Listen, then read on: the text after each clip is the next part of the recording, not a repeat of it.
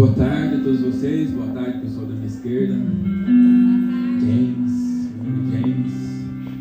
boa tarde meus irmãos da direita, irmão Ricardo, boa tarde meus irmãos aqui da frente, a graça, a paz do nosso Senhor e Salvador Jesus Cristo possa estar no coração de vocês, nesta tarde gloriosa, cheia da graça e do Espírito de Deus. Irmãos, nós estamos no ano de plenitude.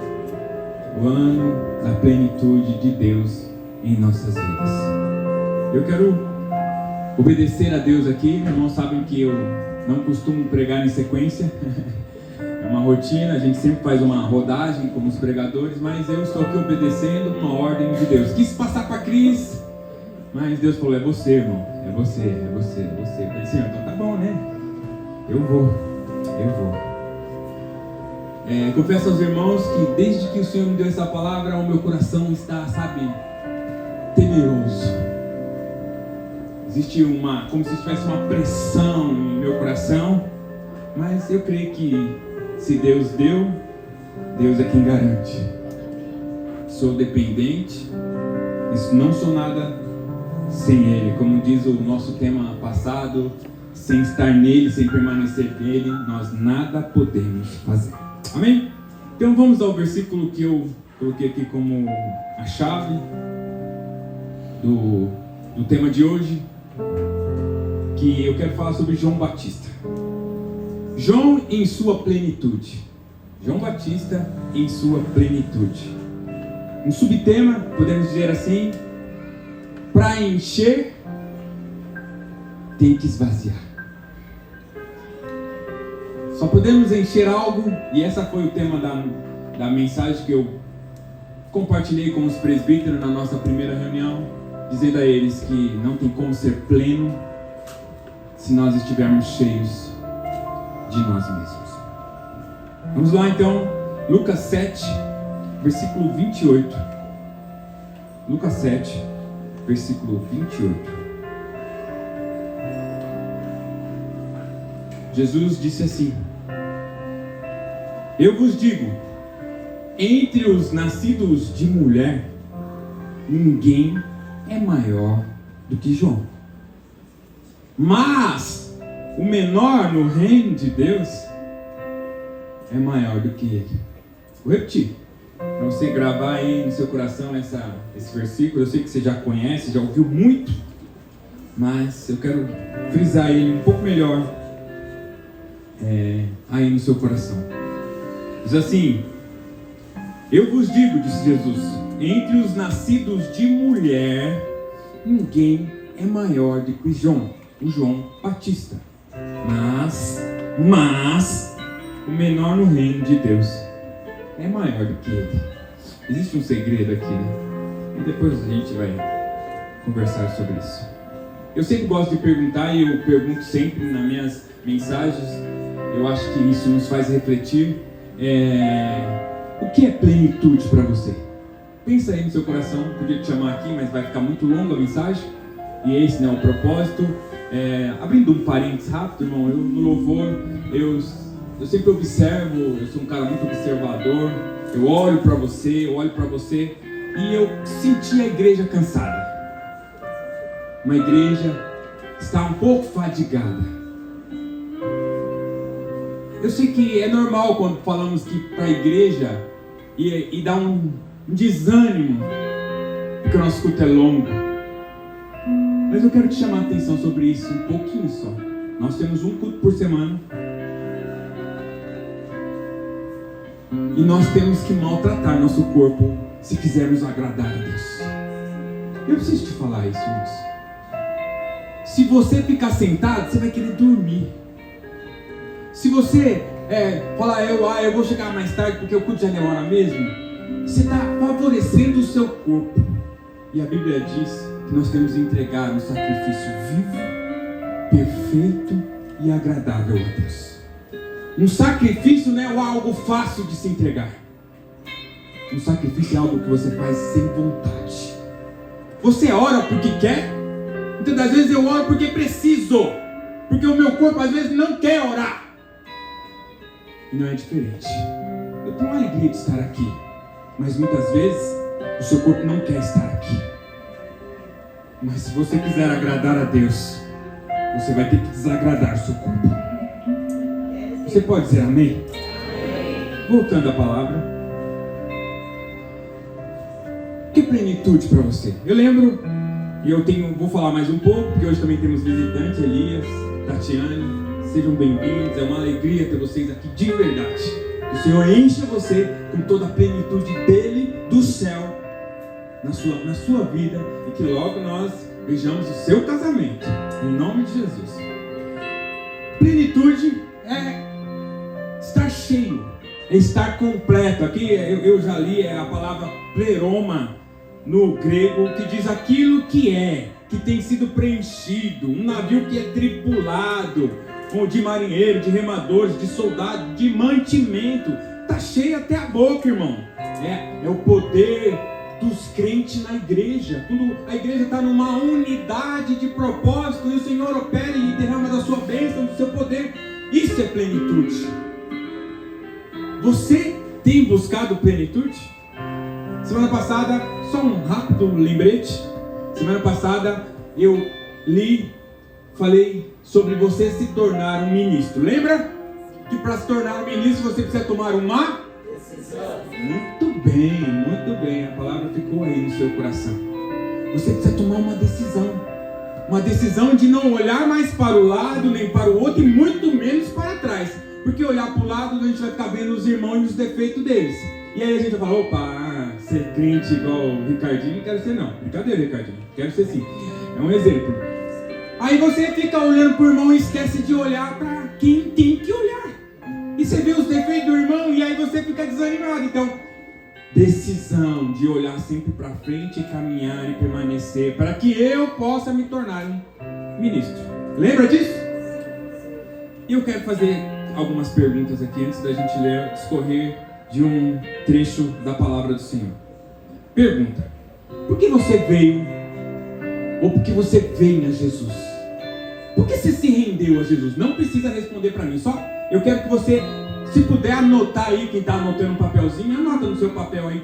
Por que você veio para Jesus? Por que você se rendeu para Jesus? Por que você vem a Jesus? Por quê? Responda para você mesmo, se puder anotar, mas grava a resposta. Eu estou em Jesus por... Segunda pergunta: por que você veio aqui hoje? Por que você veio aqui hoje? Qual o motivo de você sair de casa, acordado cedo, passado na padaria, comprado um pão, pegado um doce, encomendado um bolo? Por quê? Por que você veio aqui hoje? Gravou, escreveu, gravou na memória? Terceira pergunta: por que você segue a Jesus? Qual o propósito de caminhar com Ele? Por que você escolheu e tomou a decisão de seguir a Jesus e tomar a Ele esse caminho e não olhar mais para trás? Por quê?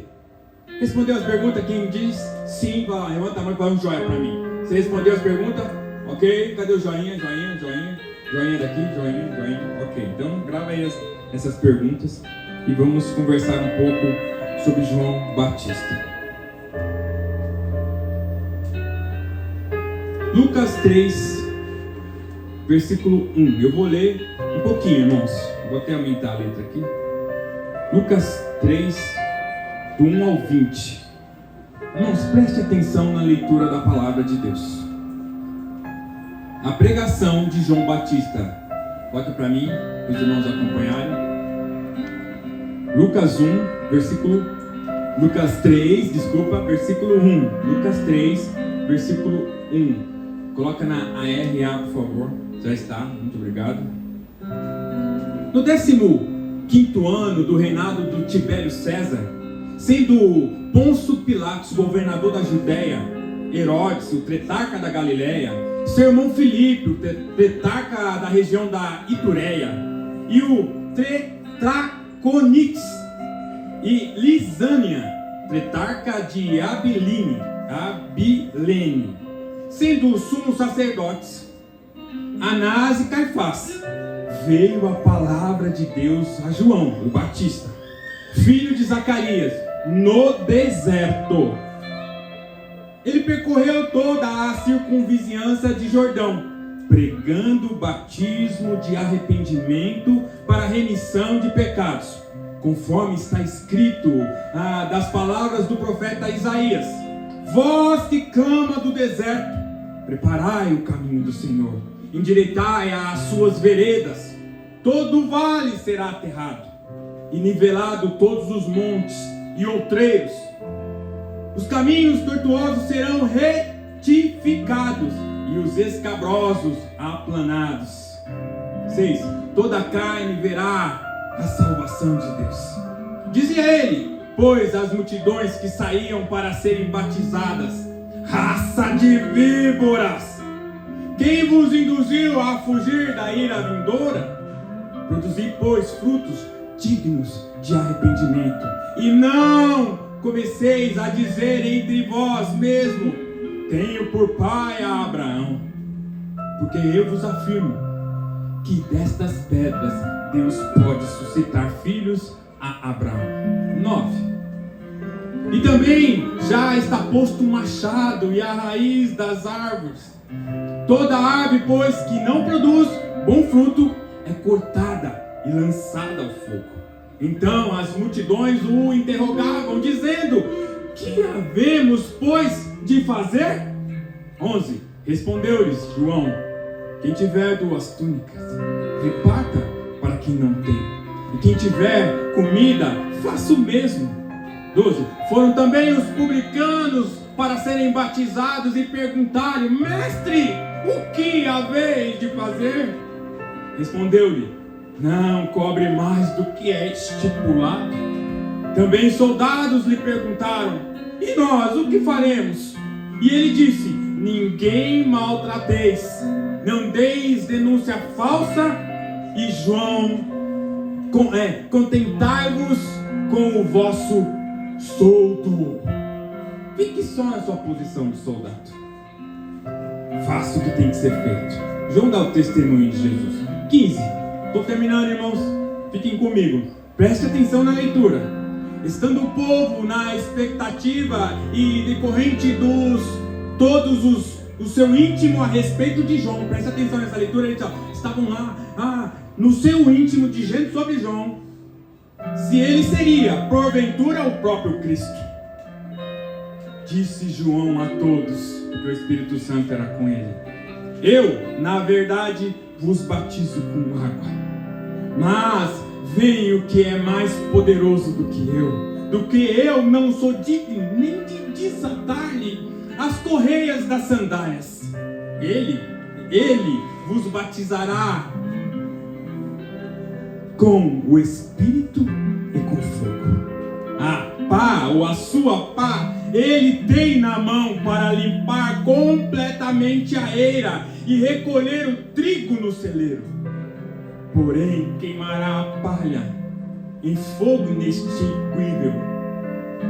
Assim, pois, como muitas outras exortações, anunciava o evangelho ao povo. Mas Herodes, o tetrarca, sendo repreendido por ele, vocês sabem por quê? Por causa da Herodias, mulher de seu irmão, e por todas as maldades que o mesmo Herodes havia feito, acrescentou ainda sobre todas a de lançar João no cárcere. Amém? Essa é a mensagem que eu quero. Vou ler mais um outro, mas vamos discorrer um pouquinho sobre aqui a vida de João Batista. Quem foi João Batista? João Batista foi o último profeta do Velho Testamento.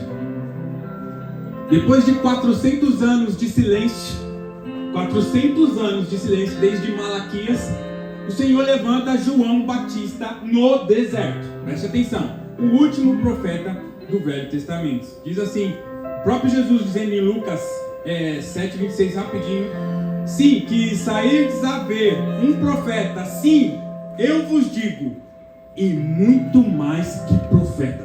O próprio Jesus disse que ele não era apenas um profeta, ele era muito mais que um profeta, de tão conceito, de tão grande que era João Batista, ao ponto de o próprio Jesus dizer que ele foi o maior. João Batista foi o maior. Não teve maior que ele antes. Depois pode ter. Ele foi o último profeta do Velho Testamento. 2, uma espécie de dobradiça do Velho para o Novo. Ele foi a chave, né? O elo, a folha que se virou. Depois de João veio Jesus. E depois é nós. Diga, é nós. Teria que ser. Lucas 7:27 diz assim, pode só acompanhar, eu vou só repetir. Este é aquele de quem está escrito: eis que envio diante da tua face o meu mensageiro, o qual preparará o teu caminho diante de ti. Este é o meu mensageiro. Esse preparar o caminho do Senhor. 3, qual algumas características de João? Maior nascido de mulher. Maior nascido de mulher. Já li, mas vou ler de novo. Lucas 7:28. Eu vos digo, entre os nascidos de mulher, ninguém é maior do que João. Mas o menor no reino de Deus, pode ser maior do que ele. Se pode ser, eu que estou acrescentando. 4, o que comia gafanhoto e mel silvestre. Ele se abdicou de tal forma, irmãos, de tal forma, primeiro que ele foi viver no deserto. Veio a palavra do Senhor e ele foi para o deserto e lá ficou. E ele se alimentava, eu não sei dizer se ele só a base da alimentação dele era gafanhoto e mel, mas a Bíblia cita que ele se alimentava de gafanhoto e mel. Sacrifício vivo e perfeito, agradável a Deus. Olhe para João. 5, ele teve o privilégio de batizar Jesus. Ele foi o homem que batizou o Deus encarnado. Irmãos, tem noção disso? Ele batizou o próprio Jesus. E quando foi batizar, ele falou: peraí, tem certeza? Versículo 3, acho que aqui já leu esse versículo hoje aqui, não sei. Bom, já leu Mateus 3:13. Por esse tempo dirigiu-se Jesus a Galileia para o Jordão, a fim de que João o batizasse. Ele, porém, dissuadia, dizendo: eu não preciso ser batizado por ti. Não, eu é que preciso ser batizado por ti. E tu vens a mim? Mas Jesus lhe respondeu: deixe por enquanto, porque assim nos convém cumprir toda a justiça. Então ele admitiu. Batizado, Jesus saiu logo da água, e eis que abriram os céus, e viu o Espírito de Deus descendo como uma pomba sobre ele, e eis que uma voz do céu lhe dizia: este é meu filho, em quem eu comprazo. Aleluia.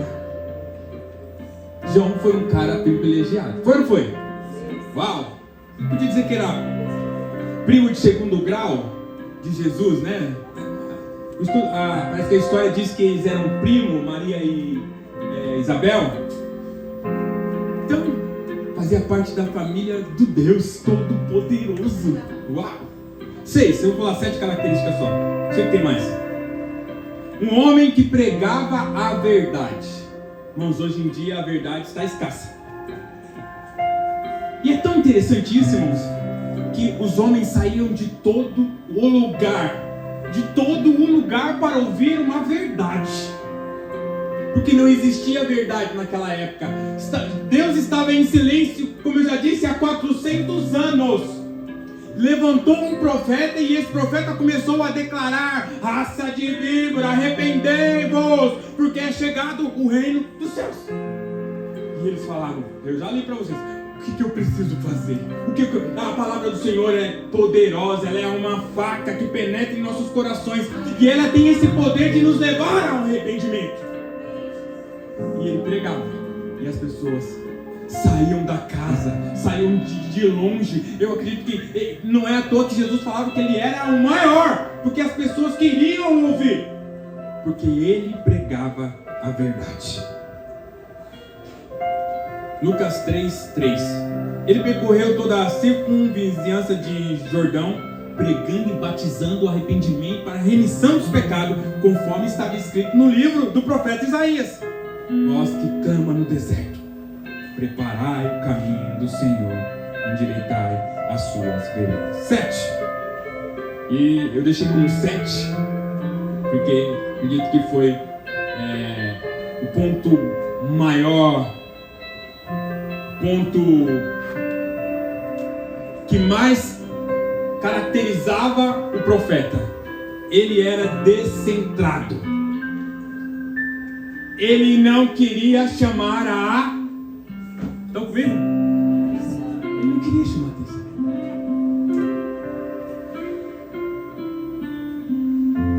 É possível que a partir dessa palavra entendemos que João Batista, como um homem descentrado, a sua centralidade não se resumia em si mesmo ou em seus próprios interesses. Não é à toa que ele vivia no deserto comendo só capanha de mel. Ao contrário, o centro da sua vida e da vida do profeta era a vontade de Deus. Eis o grande propósito da sua trajetória: era viver a vontade de Deus. Vai recebendo, irmãos. João 3:30. Convém que ele cresça e que eu diminua. Convém que ele cresça e eu diminua. Vou dividir esse restante da mensagem em 3 partes. Primeira parte, eu quero falar de João Batista. Quando Deus levantou João Batista, que eu posso dizer que foi na plenitude dos tempos, porque foi logo no tempo que nasceu Jesus. Dizem que ele nasceu por volta do ano 7, mas existe uma conta errada aí, ó, porque eles têm, a diferença dele com Cristo são meses. Não é à toa que quando ele chegou lá, quando Maria chegou na casa de Isabel, o que aconteceu na barriga lá? João Batista pulou. Então, eles eram meses, mas dizem que ele nasceu no ano 7 depois de Cristo. Então está errado isso aí. Mas vamos lá. Na plenitude dos tempos, quando nasceu Jesus, nasceu também João Batista. E a palavra do Senhor diz assim em Lucas 3:1, eu vou ler de novo. No 15º ano do reinado do Tibério César, sendo Pôncio Pilatos governador da Judéia, Herodes, o tetrarca da Galiléia, e seu irmão Filipe, o tetrarca da região da Itureia, e o Tracônix da Lisânia, tetrarca de Abilene, sendo o sumo sacerdote Anás e Caifás, vendo a palavra de Deus, veio a palavra de Deus a João, filho de Zacarias, no deserto. Irmãos, eu quero explicar o que estava acontecendo nessa época aqui. Nessa época que João foi levantado. Como que era a política e a religião nessa época?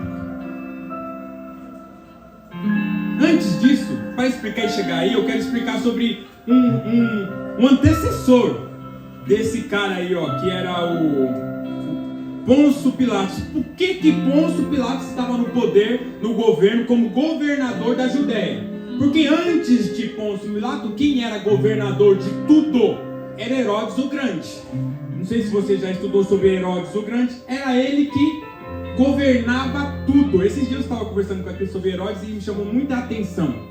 Porque Herodes, irmãos, foi um cara muito top administrativamente. Assim fala? Administrativamente. Aí, agora melhorou, né? Obrigado pela correção. Ele era um exímio administrador. Pensa no cara. Vou colocar algumas coisas que ele fez e você vai ver como o cara era bom. Bom administrador, veja bem. Ele ampliou e embelezou o templo de Jerusalém na época. um dos mais belos templos, monumento da época que Jesus nasceu. Lembre-se que esse Herodes é o mesmo que Herodes que governava na época de Jesus, só para vocês contextualizar. Ele construiu a fortaleza da Antônia, onde o próprio Jesus foi julgado por Pôncio Pilatos. Foi ele que construiu. O cara era o tipo rouba mais faz, era um Maluf da época, vamos dizer assim. O cara era top, administrar. 3. Ele construiu a fortaleza de Massada, onde 3.000 judeus cometeram suicídio, irmãos, quando a Roma invadiu Jerusalém no ano 70. Ele que construiu essa fortaleza, onde os judeus viviam. Ele construiu o porto de Cesareia, abrindo o comércio de Israel para o mundo inteiro, aonde Paulo usou o porto para viajar e para pregar o evangelho e espalhar a igreja por toda a Ásia. Foi por causa desse porto que Herodes fez que Paulo conseguiu espalhar o evangelho. E muitas outras construções Herodes fez. Pensa bem, Herodes o Grande. Mas esse Herodes tinha um grande defeito. E o pior defeito dele, irmãos, ele não confiava em ninguém. Diga ninguém. Ele não confiava em absolutamente nenhuma pessoa. E eu vou te explicar por quê. Porque qualquer pessoa que ameaçava o poder dele, sabe o que ele fazia? Mandava matar. Hoje em dia manda prender, mas na época era mandava matar. Mandava matar e pronto. Hoje bloqueia, tira das redes sociais. Na época era só mandava matar e pronto. Esse homem, irmãos, preste atenção, fiquem comigo, irmãos. Eu prometo que vou correr aqui, vocês vão ver que Jesus.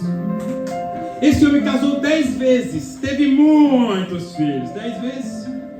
Ele amava uma mulher em especial, que era quem mais amava, e chamava Mariana, a qual ele casou-se com ela e mandou matar seus filhos, assim que casou, porque ele ficou com medo dos filhos tomarem o poder dele. Ele ficou com a mulher, mas mandou matar os filhos.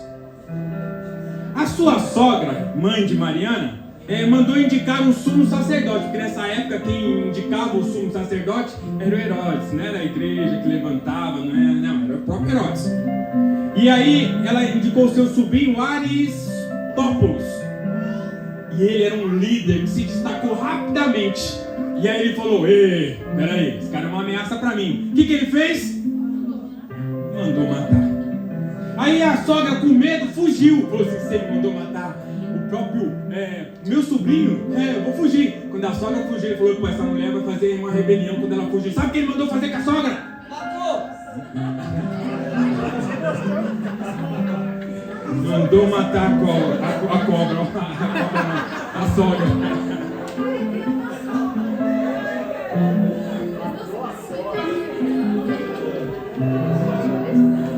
César Augusto, que era o imperador da época, mandou chamar.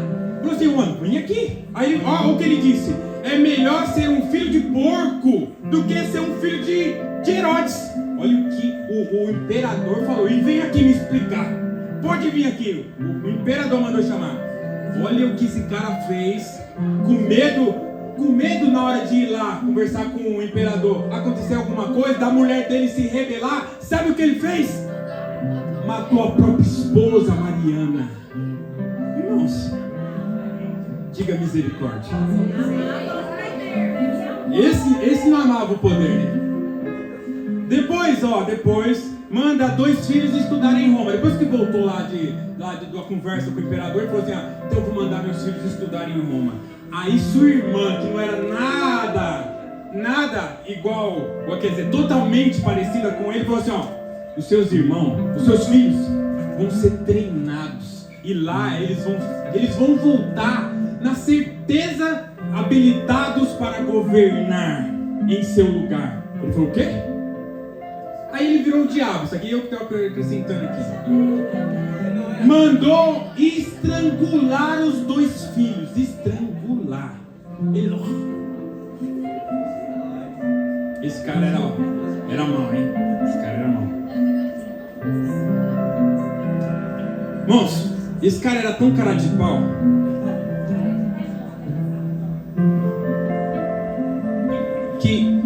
quando os magos chegaram até ele, vocês lembram disso? E ele cria tanto poder, ele falou assim, ó, aqui que nasceu um rei. Ele falou que não, né? Não, mas onde que nasceu? Me fala que eu vou lá. Me fala que eu vou lá. Lembra disso? Lembra disso?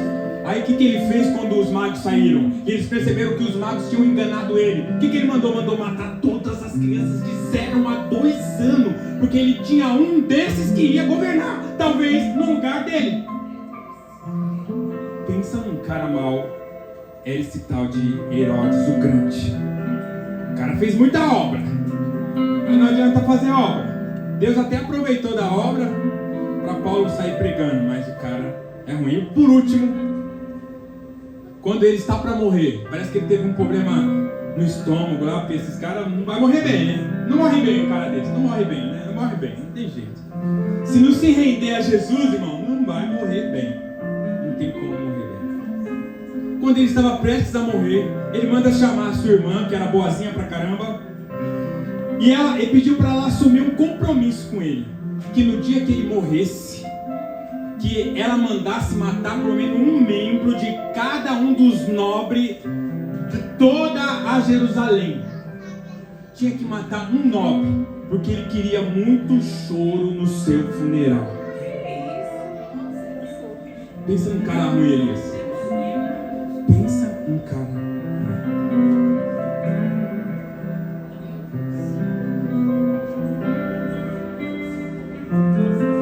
Herodes morreu, o seu filho Arquelau dividiu as tetrarquias. Por isso que quando nós lemos ali em Lucas, nós vemos tudo dividido.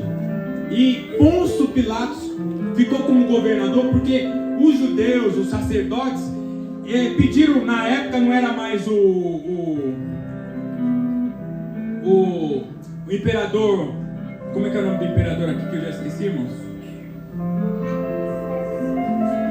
Não era mais o imperador, esqueci o nome do imperador, mas agora era o Tibério César, era o imperador César, agora era o Tibério César que estava no lugar do imperador César.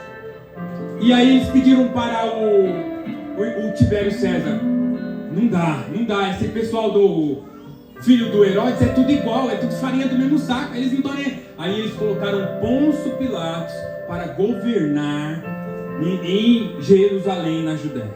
Ok? Estão comigo? Então preste atenção, irmãos. Como era o mapa político e religioso nessa época? Irmãos, existia uma bagunça generalizada.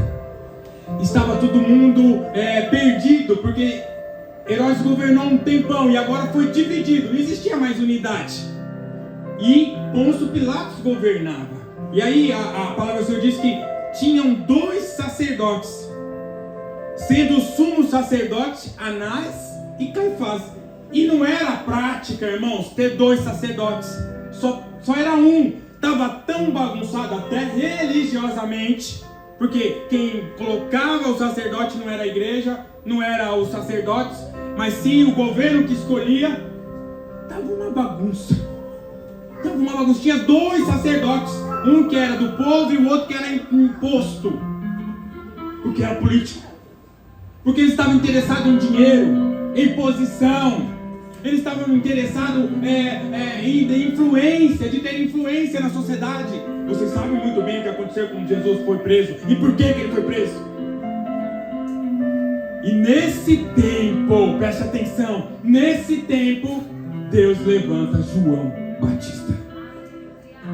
Nesse tempo, irmãos, no tempo da plenitude, no tempo da qual o caos estava instalado, politicamente o caos está instalado, religiosamente, olha para nós, olha para os dias de hoje, o caos também não é diferente.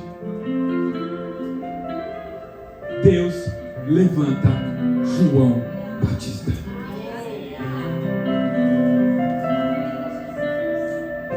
Não foi diferente na história, irmãos. Quando o povo estava escravo no Egito, na plenitude do tempo, Deus levanta Moisés. Eu vi um vidinho disso aí, não sei se você viu. Quando o povo passava fome, porque tinham 7 anos de vacas gordas e 7 anos de vaca magra, Deus levanta, estão comigo? José. Quando o mundo estava acabado e quem reinava era Acabe e sua mulher Jezabel, e não havia chuva, quem que Deus levantou? Deus levantou Elias. Quando o reino foi dividido, porque eles não guardaram o sábado, e foram para o exílio lá, e o rei era Nabucodonosor, Deus levanta Daniel. Quando está o caos instalado, quando o sacerdote se perde e faz os seus filhos comerem o que não podia e pegarem as mulheres no templo, Deus levanta Samuel. Quando Saul foi rejeitado, Deus levanta Davi. E hoje o Senhor pode levantar eu e você. Hoje o Senhor pode levantar eu e você. O caos já está instalado. E nós cantamos essa canção hoje. Nós vemos, o Senhor vê o caos do mundo.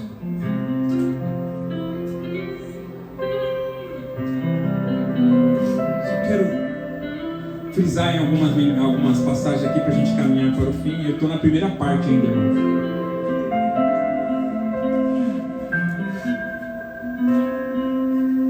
João percorria toda a circunvizinhança de Jordão, batizando para a remissão dos pecados. E ele pregava para que você endireitasse as suas veredas. E ele falou no versículo 5 de Lucas 3, todo vale será aterrado, e nivelado todos os montes e outreiros. Os caminhos tortuosos serão retificados, e os escabrosos aplanados. Sabe o que ele estava dizendo aqui, irmãos? Sabe essa oscilação de poderes, de pessoas que se acham muito? O Senhor vai nivelar, o Senhor vai trazer equilíbrio, Ele vai tirar todos os soberbos para baixo. Tudo será nivelado, porque o Senhor quer salvar o povo dele. E xingou o pessoal de raça de víbora. Raça de víbora porque os sacerdotes não aceitavam a pregação dele. E ele falou: por que vocês fogem da ira vindoura? Ele disse: produzir frutos dignos de arrependimento. Sabe o que é produzir frutos de arrependimento? Não é viver arrependendo. Não é viver arrependendo. Não é, eu pequei, eu arrependo. Pequei, eu arrependo. Eu pequei, eu arrependo. Eu pequei, eu arrependo. Todo dia pecando a mesma coisa, eu arrependo. Frutos de arrependimento é alguém que se arrependeu e continua crescendo, não arrependendo do mesmo pecado. Fala de progressão, fala de pecar, pecado novo.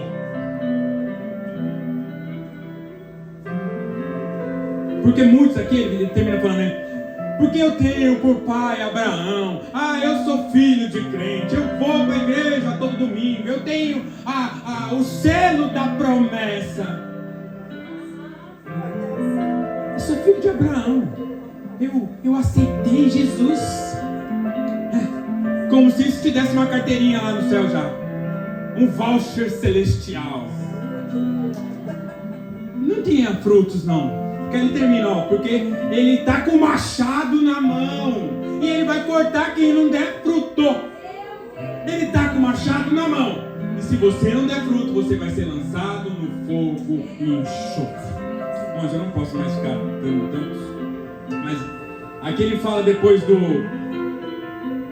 eles interrogavam, dizendo: então o que eu tenho que fazer? O medo era tanto de ir para o inferno. Então o que eu tenho que fazer? O que eu tenho que fazer? Se você tem 2 túnicas, dá uma pergão. Se tem muita comida, irmãos, dá. Irmãos, tem muita gente aqui, e eu falo para mim que tá sobrando comida de jogar fora. E sabe que tem gente passando fome? Não é igual a ministra falou lá, mas tem gente passando fome.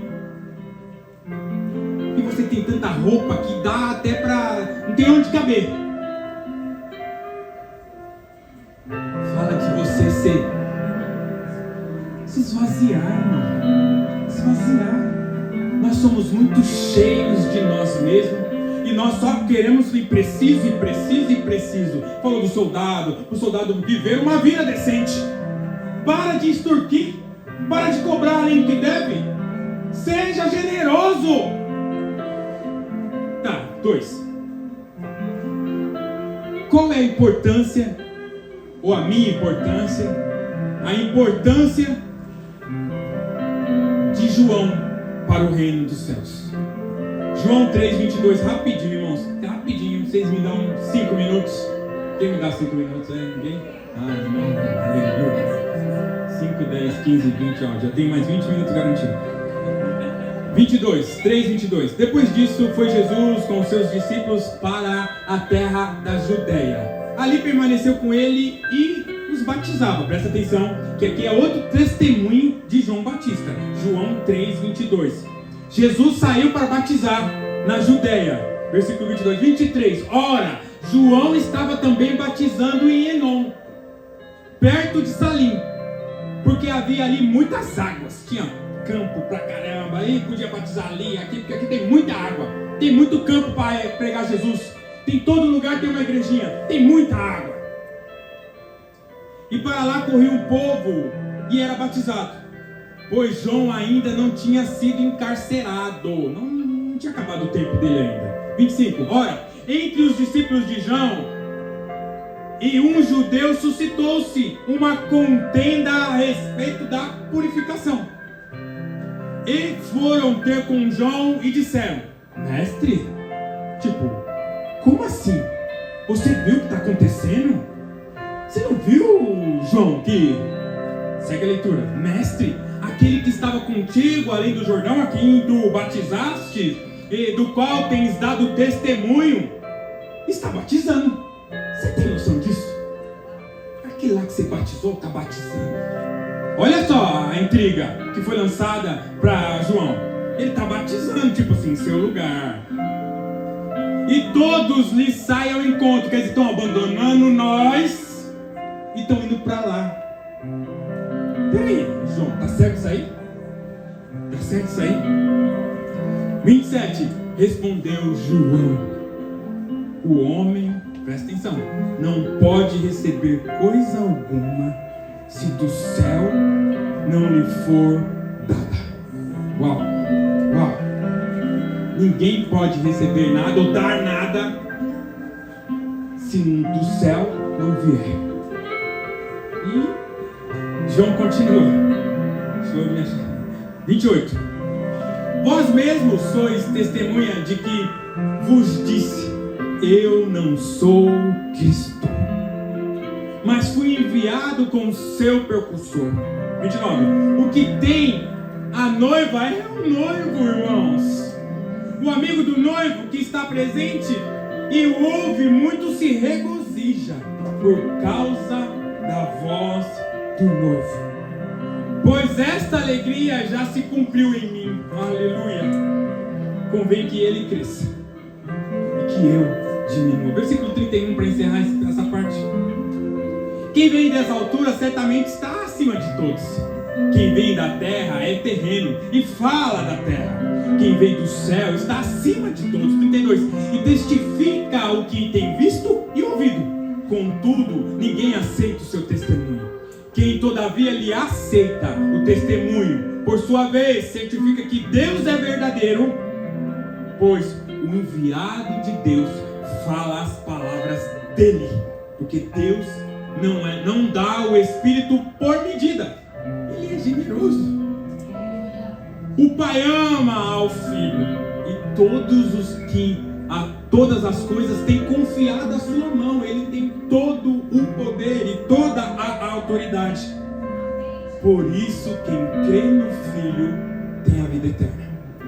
O que todavia se manter rebelde contra o Filho não verá a vida, mas sobre ele permanece a ira de Deus. Aleluia. Aleluia. João disse: eu não sou o Cristo. Eu vou citar algumas coisas que eu escrevi aqui. Homens que andam com você querem fazer você perder o foco em Jesus e fazer você ter o foco em si mesmo. Presta atenção. Homens que têm andado com você, ou homens, cuidado com homens que andam com você, fazendo você perder o foco e faz você olhar mais para você do que para os outros e muito menos para Deus. Foi isso que aconteceu com João. O cara parou de olhar para o propósito que João tinha vindo, e ele andava com João e sabia qual era o propósito de João, mas ele falou: João, você está perdendo membro, você está perdendo espaço. E você pode passar por isso, irmãos, porque você olha muito para você.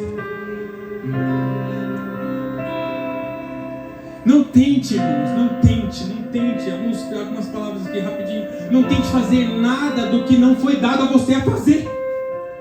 Você só pode fazer aquilo que foi capacitado a fazer. Fora disso, você vai ter só canseira. Só canseira.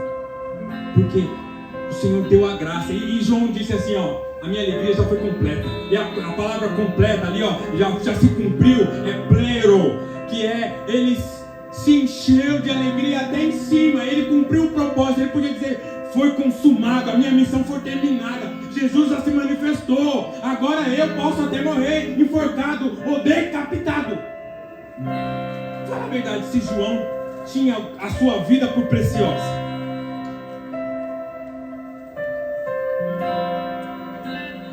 Todo dom perfeito vem do Pai das luzes, a qual não pode ter nenhum tipo de variação nem mudança. Se Ele te chamou para algo, você tem que se posicionar e fazer, porque é Ele que vai te capacitar. João disse: eu não sou Cristo. E ele disse isso várias vezes.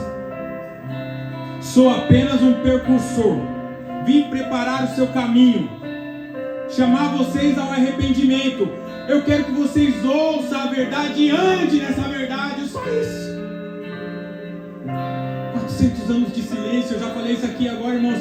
Jesus falou que Ele era o maior, irmãos. Não existia profeta, não tem Elias, não tem Jeremias, não tem Davi, não tem, não. O profeta maior, o homem maior, nascido de mulher, era João. Ele podia assim: ó, eu quero esse bar, eu vou ficar como esse ministério, não vou aceitar. Não, ele era o maior, mas o segredo de ser o maior é deixar Jesus crescer e a gente diminuir.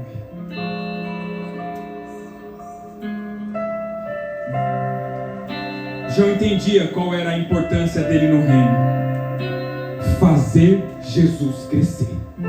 A importância do reino, a sua importância no reino é fazer Jesus crescer. Somos ministros de Deus, ok? Somos ministros de Deus, ok? Ministro de Deus é uma liderança. Você não é povo, sabe? Você você é uma liderança. Deus tem chamado você como uma liderança. Amém? Nós dizemos que essa igreja é uma igreja de líderes. Então você é ministro de Deus. E o ministro de Deus aqui, eu estou caminhando para o fim já, irmãos. Já vou encerrar a aula. Estou dentro do meu tempo.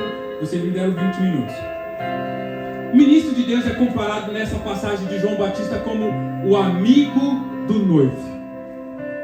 Lembra que eu pedi para você responder umas perguntas no começo?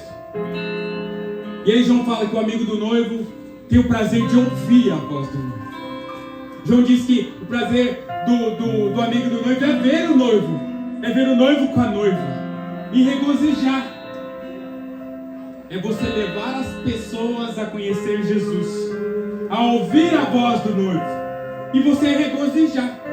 Irmãos, mas eu quero encerrar. Nós não somos amigos do noivo. E dependendo da resposta, às vezes a resposta sua foi até falsa. E eu queria fazer essa reflexão rápida para encerrar. Nós muitas vezes, procuramos Jesus por interesse próprio. Nosso interesse é trocar de carro. Às vezes é até uma coisa lícita. Eu quero a cura da minha mãe, mas você não está interessado em se salvar, ou salvar a tua mão, ou amar Jesus, ou ver a alegria do noivo, porque até a salvação, se você enxergar, pode ser uma coisa interesseira. Eu vou para Jesus porque eu só não quero morrer. Mas que amor você tem por Jesus? Para que você segue a Jesus? Para que você está aqui hoje? O que você veio buscar hoje? Qual o motivo? Qual é a sua empolgação? Como você gasta a sua vida? Qual é a sua meta em buscar a Jesus? Nós somos muito mentirosos. E às vezes só participamos porque queremos ser vistos. Participamos porque eles vão ver como eu toco bem, né? Pô, a gente falava isso há pouco. Eu sei que é uma luta que nós temos que ter sobre vaidade. A vida inteira, nós somos vaidosos. Mas a gente sempre tem que lembrar que importa que ele cresça e eu diminua. A verdade é, irmãos, que nós só fazemos a noiva amante. Nós usamos a noiva para nos fazer crescer. Nós saímos com a noiva. Vou falar uma palavra forte. Nós transamos com a noiva. Nós usamos a noiva para o nosso bel prazer. Porque eu preciso ser promovido na minha empresa. Porque eu preciso receber a minha promoção, o meu carro, a minha cura. Porque eu preciso ser salvo, né? Senão para o inferno eu não quero ir. E onde está o amor? Onde está a alegria de ouvir a voz do noivo? Nós só viemos na igreja por obrigação. E para garantir um voucher celestial. Amém ou não amém? Para o Senhor crescer em nós, precisamos diminuir muito. Precisamos olhar verdadeiramente para dentro de nós. A começar de mim, irmãos. Eu não estou falando isso para você, não. Eu acho que esse incômodo, essa dor no meu coração era eu entender que eu sou muito vaidoso. Entender que eu preciso muito da misericórdia e enxergar realmente do jeito que eu sou e não do jeito que eu penso que sou. Necessitamos da misericórdia. Tanta. E se Deus nos julgasse pelas nossas intenções, irmão, você estava perdido. Se não fosse a misericórdia dele se renovar em nossas vidas. Hoje, essa semana, o WhatsApp me deixou muito feliz. Ele está dormindo. Hoje eu vou dar um ponto para ele. Então hoje ele não vai sair correndo. Eu levei o WhatsApp para o sítio essa semana e eu encerro aqui, irmãos. Eu encerro aqui. No sítio comigo, nós estamos sem caseiro, então temos que fazer alguns serviços nós. E eu falei, vamos com o papai? Mas ele sabia que ia fazer, eu vou, papai. Eu levei ele por 2 motivos. Ele está se interessado em dirigir. Agora eu sei que. Aí a gente está deixando ele dirigir um pouquinho, para ele perder no medo, conforme o poder, daqui a pouco ele vai estar dirigindo. Homem, sabe como é que é homem, né? Agora eu falei assim, e aí, tá pensando em casar? Falou, não, eu quero dirigir.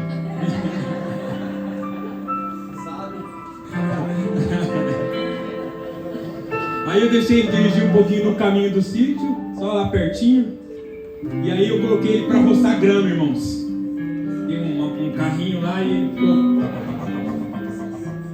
E a gente roçou, não sei se os irmãos conhecem, a maioria conhece o sítio lá, todo um campo de futebol, eu e ele. Ele ficou no carrinho e eu no nylon lá fazendo os cantos. Roçamos inteirinho, só fomos embora quando terminamos. Missão dada é missão cumprida, não vai deixar pela metade. Aí no outro dia, a hora que a gente foi tomar café, aí eu perguntei, Pezinho, chamei de Pezinho. Pezinho, por que você foi ajudar o papai no sítio? Vou abrir um parênteses aqui, eu tinha falado pra ele que quando eu saísse do sítio a gente ia passar, ele tá curtindo peixe agora, né? Que é criador de peixe agora. Tem um aquário e tal. Que a gente ia passar lá onde vende peixe, ia comprar um peixinho pra ele. Eu tinha certeza que ele ia falar, papai, porque ele ia comprar um peixe, né? Mas ele falou: papai, para deixar você feliz.